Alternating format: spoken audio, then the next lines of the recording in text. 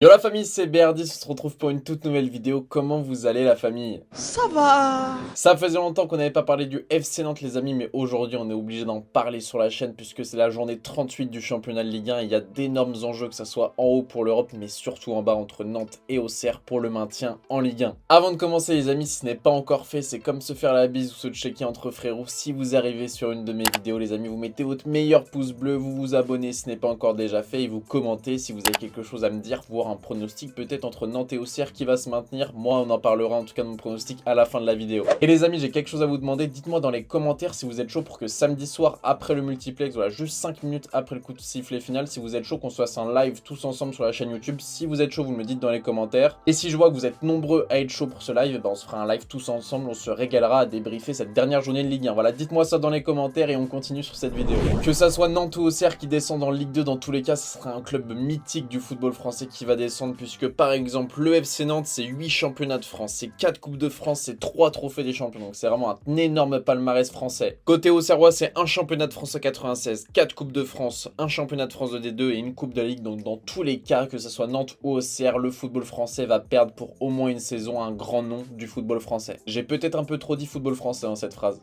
On va commencer les amis par se faire un petit point classement pour ceux qui ne suivent pas attentivement ces derniers temps la Ligue 1. Donc côté Nantais, on est 17ème forcément avec ses 33 points, 2 points derrière Auxerre 16ème avec ses 35 points, et donc devant Strasbourg et Brest qui ont déjà assuré leur maintien. Félicitations à eux. Et donc pour cette journée 38 du championnat, le suspense est à son paroxysme les amis, puisque Nantes va recevoir Angers, la pire équipe de Ligue 1. Mais voilà, Nantes en ce moment c'est très compliqué. Et Auxerre va affronter Lens, la meilleure équipe de la saison sans aucun doute, même si on enlève le Paris Saint-Germain. Je trouve que Lens c'est vraiment la plus belle équipe de la saison. Donc voilà, il y a des paradoxes des deux côtés. Nantes affronte la pire équipe pendant que Auxerre va affronter la plus belle équipe de la saison de Ligue 1. On va d'abord parler de ce match FC Nantes-Angers les amis, et d'ailleurs ce sera Clément Turpin qui sera au sifflet. Ça montre quoi? Ça montre que c'est un match hyper important pour la fédération de football française, pour la Ligue, tout simplement parce que Clément Turpin c'est le meilleur arbitre français. Il arbitre la Ligue des Champions d'habitude, il arbitre la Coupe du Monde, et là il va arbitrer ce Nantes-Angers. Ça montre qu'il y a énormément de pression sur ce match, sur les épaules de l'arbitre, qu'il va y avoir des décisions très difficiles à prendre, donc il ne faudra pas se tromper. Et donc la Ligue française de football a décidé que c'était ce match le plus important, et donc ce sera Turpin qui va arbitrer ce match. D'ailleurs, il n'y aura pas la tribune noire malheureusement à la Beaujoire. Le stade va sonner un petit peu plus vite que d'habitude parce que la tribune noire est donc sanctionnée. C'est une décision très triste, mais je compte sur les supporters en Erde,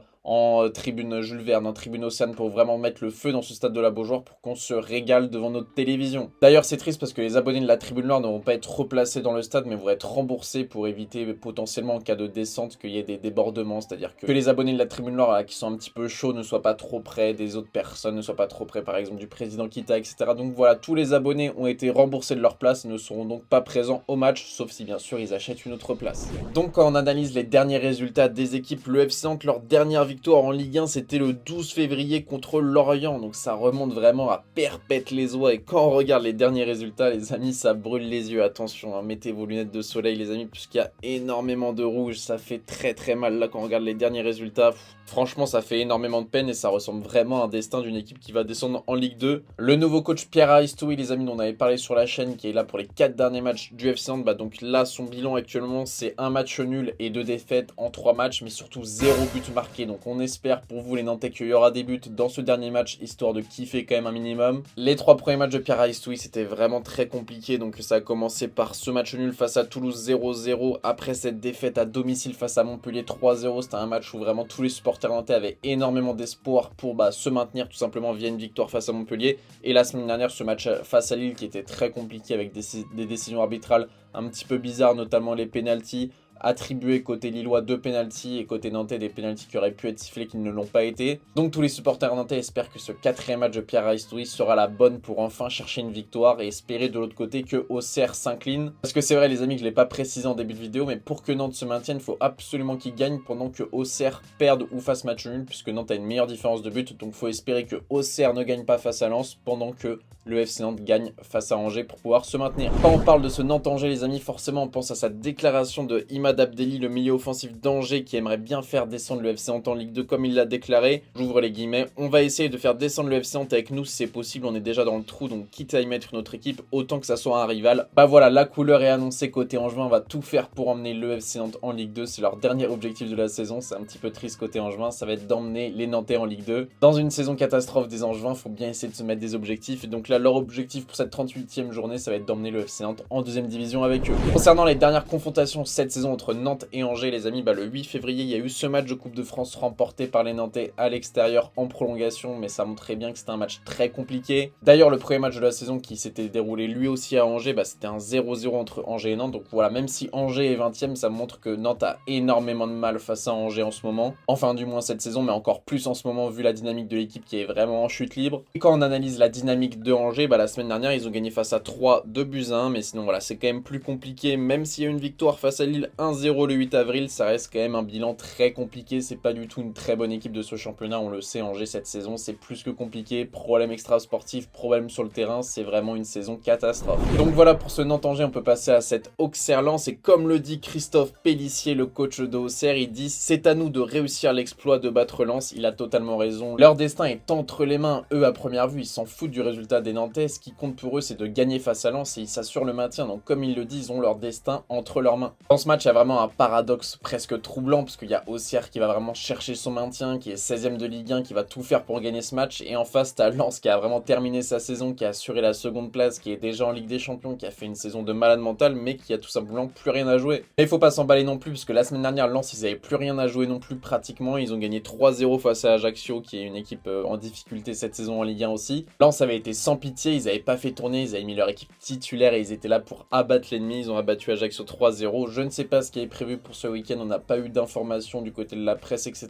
Est-ce que Lens va faire tourner ou non? Je ne pense pas, je pense qu'ils vont mettre une vraie équipe et qu'ils vont être là pour abattre l'ennemi du côté auxerrois. Et quand on regarde la dynamique du côté d'Auxerre en comparaison, là où Lens tout est vert, bah du côté d'Auxerre forcément c'est une équipe qui joue le maintien, donc c'est plus compliqué. Là sur les derniers résultats, la dynamique est vraiment en chute libre, notamment avec ce match nul, un but partout face à Auxerre et cette défaite de buts 1 face au Paris Saint-Germain qui était quand même une défaite encourageante, puisque voilà, pour avoir regardé le match, c'était une défaite plutôt où il y avait des bonnes choses quand même, faut pas non plus mentir. Le match qui a peut-être fait basculer la saison d'Auxerre du mauvais côté, on verra ça samedi soir, c'est que ils ont perdu face à Brest 1-0, donc là ça aurait pu être le match du maintien, malheureusement ils ont loupé le coche. Et du coup la dernière confrontation entre Lens et Auxerre, c'était une victoire 1-0 de Lens, c'était un match vraiment très compliqué, on s'attendait tous à une grosse victoire de Lens qui était dans une très bonne dynamique face à un Auxerre qui est en galère comme toute la saison. Donc faut pas vendre la peau de l'ours avant de l'avoir tué, peut-être que ça va encore être un match très compliqué pour les Lensois. On sait que dans ce genre de match, à la journée 38, la motivation des fois ça surpasse un petit peu la qualité footballistique et Auxerre va être extrêmement motivé pour se maintenir. Faudra voir s'ils vont pas être tétanisés par l'enjeu, mais en tout cas sur le papier, Auxerre aura beaucoup plus de motivation qu'un Lens qui voudra peut-être aussi bien finir sa très belle saison mais qui n'aura tout simplement plus rien à jouer. On peut passer à la partie qui vous intéresse le plus les amis, c'est mon pronostic qui je vois se maintenir entre Nantes et Auxerre. Mais avant de vous donner mon pronostic les amis, n'oubliez pas de mettre un like si ce n'est pas encore déjà fait. Là on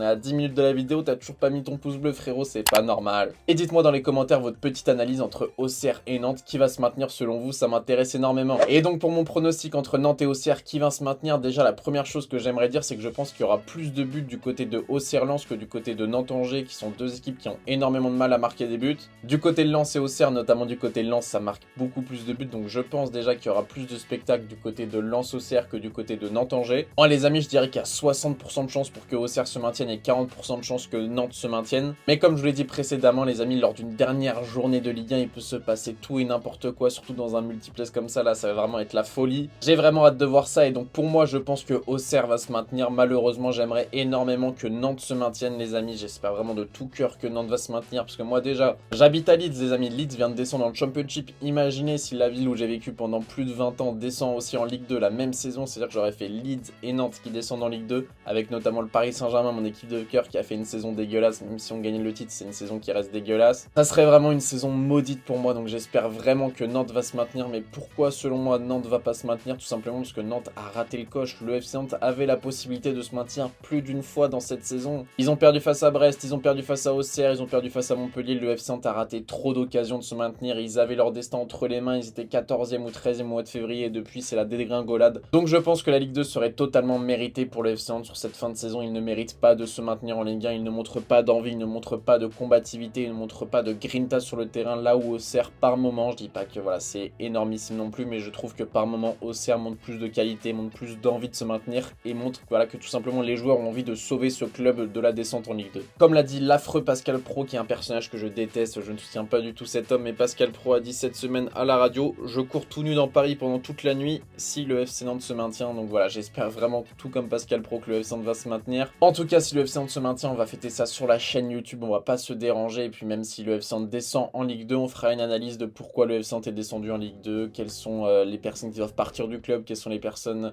qui peuvent être recrutées pour améliorer tout cela. On en parlera forcément sur la chaîne, donc n'hésitez pas à vous abonner les amis. Je souhaite énormément de chance à tous mes amis nantais et à mes amis auxerrois. Je vous remercie d'avoir regardé cette vidéo. Donnez-moi vos pronostics dans les commentaires les amis, c'était BRD, c'était un énorme kiff de faire cette vidéo. On se retrouve très bientôt pour une nouvelle vidéo. Là il y a du très lourd qui arrive. C'était BRD, bonne matinée, bonne journée, bonne soirée, bonne nuit. On se retrouve très bientôt pour une nouvelle vidéo. Peace!